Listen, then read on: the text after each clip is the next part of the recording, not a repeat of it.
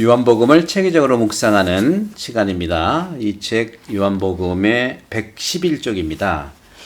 이 22강부터는요, 요한복음 7장 1절에서 52절까지인데요. 예수님에 대한 혼란이라는 그런 주제로 드러납니다. 요한복음 7장 1절에서 2절, 또 10절, 25절에서 30절을 보게 되면 전반적인 그런 주제는 예수님은 하나님의 아들이라고 하는 그런 고백을 하고 있는 것이죠. 특별히 요한복음 7장 27절에 보게 되면 메시아께서 오실 때에는 그분이 어디에서 오시는지 아무도 알지 못할 터인데 우리는 저 사람이 어디에서 왔는지 알고 있지 않습니까? 하는 그런 질문입니다. 마태복음 2장 6절을 근거로 해서 보면 유다인들은요, 성경 말씀대로 메시아가 베들레헴에서 태어날 거라고 믿어왔어요. 하지만 백성들 사이에서 메시아는 어떤 비밀스러운 곳에서 숨겨져 살았다는 소문들이 또 널리 퍼지기도 했습니다. 그분이 혹시 하늘에서 오셨나? 이런 거죠. 예루살렘에서 그분의 나타나심에 이르기까지 말하기 어려운 바는 바로 메시아에 대한 비슷한 생각들이 마치 한 조각씩 물 위를 떠다니는데 그것이 전부 틀렸다고 볼 수는 없기 때문에 무엇이 사실인가 하는 것을 알아내는 게 중요합니다. 사실 예수님은 공생할 직전까지 숨겨져 살아오지 않으셔서 히든 히스토리가 있지 않습니까? 히든 히스토리 about him. 누구도 나자렛에서 어떤 의심도 할 수 없는, 즉 의심도 할 수 없었던 것이죠. 그렇게 조용히 아무도 모르게 머무르고 계셨던 이유가 뭘까요? 그것은 바로 당신의 사명을 준비하기 위해서였을 겁니다. 그러면 메시아 그분의 기원은 무엇이고 어디까지가 참일까요? 예수님은 진정으로 하늘에서 오셨을까요? 누구도 이를 알지 못하고 있었습니다. 그래서 어머니 마리아는 침묵으로 일관하시며 입을 다물고 계셨고 예수님 스스로도 당신의 참 신원을 밝히지 않으셨습니다. 결국 히브리 사람들은 요한복음 7장 27절에서 우리는 저 사람이 어디서 왔는지 알고 있지 않습니까? 하며 잘못 판단하고 있는 것이죠. 우리도 상대방에 대해서 그 진실을 알지 못하면서 안다고 할 때 종종, 아니 자주 드러납니다. 저는 그래서 항상 모르면 물어봐라고 그랬습니다. 소설을 쓰지 마시고. 이처럼 우리는 이웃에 관해 알지 못하면서 단지 겉모양이나 말투, 그리고 외부로부터 발견되는 작은 것에 기초해서 판단하고 결국 그 판단이 늘 잘못되어 나타나는 모습을 자주 볼 수 있습니다. 그래서 복음은 다른 사람들을 판단하지 말라고 말하는 것이죠. 판단하지 말라. 요한복음 7장 29절에 보면 내가 그분에게서 왔고 그분께서 나를 보내셨기 때문이다 하는 말씀이 있어요. 예수님께서는 아버지로부터 파견되셨다는 것을 우리는 얼마나 확신하고 있습니까? 성요한복음사가는 우리가 그것을 많이 알게 되도록 복음서로 초대하고 계시는데 그것이 바로 부르심과 파견이에요. vocation and mission. 라틴 말로 vocatio et missio라고 하는 것이죠. 이것은 부르심과 파견은 전형적인 성서의 용어입니다. 늘 구약에서부터 하나님은 예언자를 부르시고 그리고 파견하세요.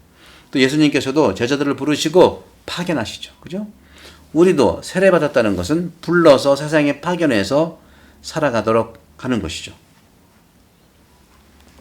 삼위일체를 말할 때도 역시 그리스도 교부들은 파견 사명의 범주에서 그 삼위일체 신비를 표현하고 있습니다. 다시 말하면 아버지는 아들을 파견하시고 성령 안에서 다시 말하면 아들은 성령을 파견하십니다.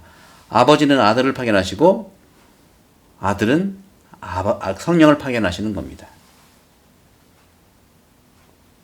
반대로 그러므로 좋은 것은 아들을 통하여 성령 안에서 아버지로부터 온다는 것이죠. 반대로 우리는 아들을 통해 성령 안에서 아버지께 가도록 부르심을 받았습니다. 참 재밌지 않습니까?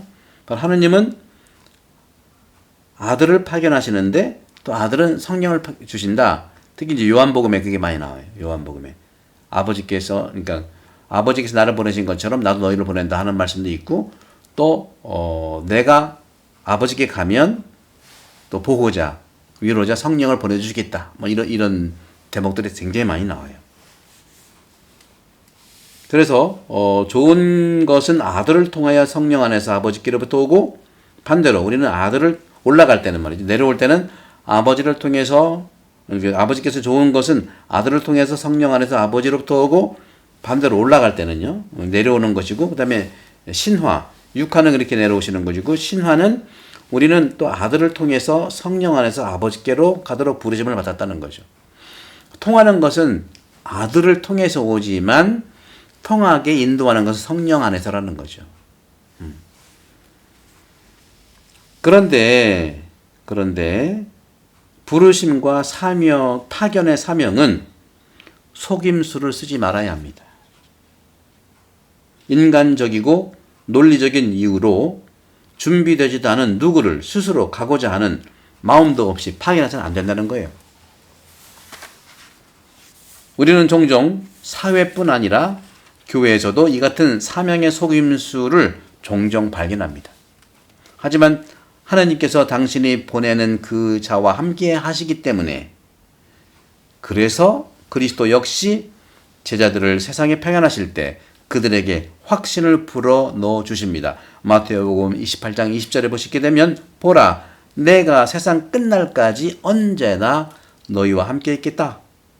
이렇게 아버지로부터 파견되는 이 파견, 아버지로부터 파견이 선언될 때 예수님 그분 안에 하느님께서 우리와 함께 계신다는 임마누엘, 이 임마누엘로 드러나는 계시가 확증이 되고 또 확증이 바로 포함되는 것입니다. 요한복음 7장 28절에 보면 나를 보내신 분은 참이신데 하는 말씀을 하고 있어요. 이 같은 선언 또한 불필요한 듯 보이지만 하느님을 믿는 자들에게는 하느님은 우리를 속이지 않는 분이라고 안심시킬 필요가 없어요. 우리가 살아가는 시대는 참으로 서로 속고 속이는 세상이 되어버린 듯 했기 때문에 자꾸 우리도 이게 정말 맞아? 진짜야? 속는 거 아니야? 이렇게 말을 하고 있는 것이죠. 순복음 어느 종교로 얘기하는 게 아닙니다. 순복음, 순참기름, 순수과학, 순대집, 원조, 오리지널 사운드 이런 말들이 얼마나 많습니까? 그래서 한편 진리를 추구하는 데 있어서 너무나 추상과 공상의 개념을 취하거나 다른 한편으로는 진리가 거의 수학 공식과 같은 개념으로 나타나서 그것이 우리 삶과 생활 안으로 깊이 들어가 생각하지 않고 말하곤 하는 것을 많이 봅니다. 히브리 말로 진리, 에메스, 에메트는 언어로 볼 때 무게가 있는 말, 생각할 수 있는 말의 뜻을 담고 있습니다. 그러니까 진리를 말하는 사람들은요, 무게가 있는 말씀을 하시는 거예요. 생각할 수 있는 말을 내놓는 것이죠. 성경에 의하면 생각할 수 있는 유일한 말은 바로 하느님에 관한 것인데 그러므로 절대 진리는 바로 하느님이시라는 겁니다. 이러한 이유 때문에 하느님은 종종 모든 공격에서도 견고하게 남아있는 바위에 비교되는 것이죠. 시편 31편 4절, 62편 3절, 89편 27절, 94편 22절, 95편 1절. 저도 제 사제 서품의 사목표죠. 모토죠. 님만이 내 바위, 내 성체, 내 구원이시기에 나는 절대로 흔들리지 아니하리라. 님만이 내 바위, 내 성체, 바위가 든든한 것이. 성체는 성이라는 것이죠. 절대로 흔들리지 않니. 그때 막 흔들렸나요? 아닙니다. 바로 이런 부분에서 하느님은 정말 바위시다 하는 것이죠. 진리이신 아버지께서는 당신 사명을 아들에게 맡기십니다. 그 아들이 자신에 대해서 나는 진리요, 요한복음 14장 6절라고 옳게 말할 수 있기 때문입니다. 세상에서 그리스도를 설교하는 사람 역시 진리를 말하고 있는 것입니다. 여러분들이 요한복음을 정말 고백하고 쓰고 나눌 때 설교하는 사람이고, 여러분 진리를 말하고 있는 사람이며, 구원을 찾는 사람은 말씀을 의지하는 분들입니다. 성부와 성자와 성령 여러분 감사합니다.